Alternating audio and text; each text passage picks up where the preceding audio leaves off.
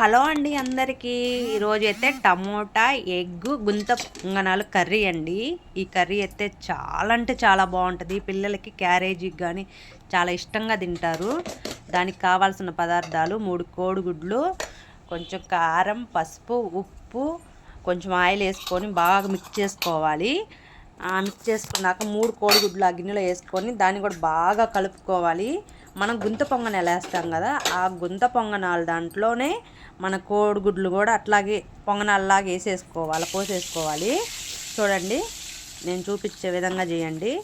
అవి బాగా కొంచెం పైన ఆయిల్ వేసుకొని తిరగేసుకోవాలండి. పిల్లలకి అయితే చాలా ఇష్టం అండి ఇట్లా కానీ చేస్తేను. ఎప్పుడు మామూలుగా కోడిగుడ్లు ఉడకబెట్టేసి టమోటాలు వేసేస్తాం కదా, కాకుండా ఒకసారి ఇలా ట్రై చేయండి.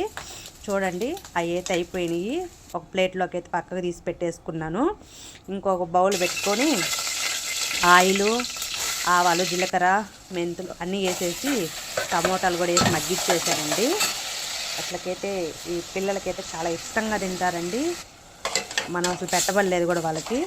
ఇంకా ఉప్పు, కారం, పసుపు అన్నీ వేసుకొని మగ్గబెట్టుకున్నాను. దాంట్లో వచ్చేసి గరం మసాలా, కొంచెం ధనియాల పౌడరు వేసేసుకున్నాను.